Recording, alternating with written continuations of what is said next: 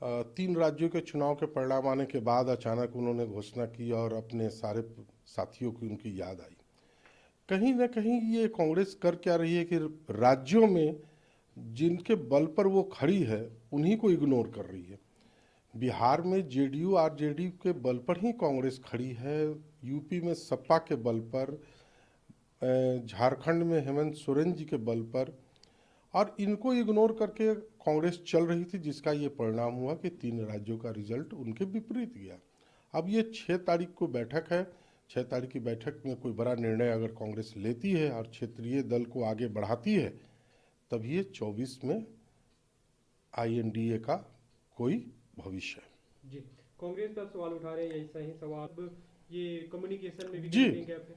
कि पूरी तरह इंडिया गठबंधन के अंदर में पूरी तरह कम्युनिकेशन गैप है। न बड़े लीडर्स की राय ली जा रही है, न बड़े लीडरों से कोई डेट फिक्स की जा रही है, तो उनकी भी व्यस्तता को देखते हुए न कोई ऐसी बात हो रही है। जी, अभिषेक बनर्जी का एक बयान है कि प्रधानमंत्री का चेहरा कौन होगा, वो ममता बनर्जी होंगी, राहुल गांधी, अरविंद केजरीवाल।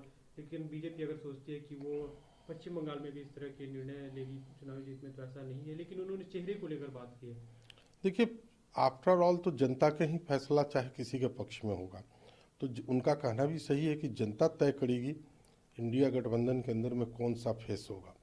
परंतु इंडिया गठबंधन के अंदर में जो भी विपक्ष के हमारे सारे जो बड़े बड़े लीडर्स हैं, जब तक वो लोग एक बैठकर एक बात पर सहमति नहीं आएगी, तभी जनता उनके नाम पर मोहर लगा पाएगी। जी, आपको लगता है नहीं कि रोल में थे एक तरह से सबको साथ लेकर जी, चलने की? इस फैसले के बाद जो एक साथ चुनाव नहीं लड़ा गया, उसमें कहीं ना कहीं कुछ दरार आई है?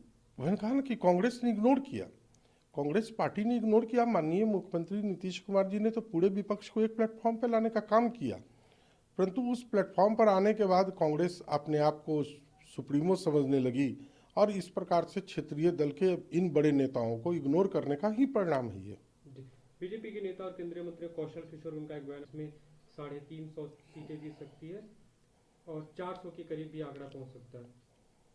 देखिए, ये आंकड़े हैं सो जनता ही तय करती है। बीजेपी का ये अपना आंकड़ा हो सकता है, हर दल अपने अपने आंकड़े देते हैं। जनता ही बीजेपी को 2 सीट पर भी भेजी थी और जनता ही बीजेपी को 303 सीट पर भेजी है।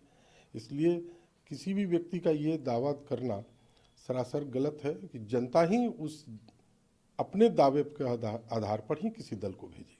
फिर मुख्य कमेटी की रिपोर्ट आई, उसे लेकर सवाल उठ रहे हैं। कांग्रेस के नेता जयराम रमेश ने कहा कि हमारा पोजीशन क्लियर है कि ये पॉलिटिकल कॉन्स्पिरेसी है, और अगर उनके सस्पेंशन या ऐसी कोई कार्रवाई की बात होती है तो हम उसका विरोध करेंगे। ये अभी हम लोग की जानकारी में पूरी तरह नहीं है। ये हमारे निर्णय हमारे पार्टी के राष्ट्रीय अध्यक्ष लेंगे, और ये संसदीय कमेटी का निर्णय होगा, क्या होता है नहीं होता है, इस पर कुछ भी बोलना गलत।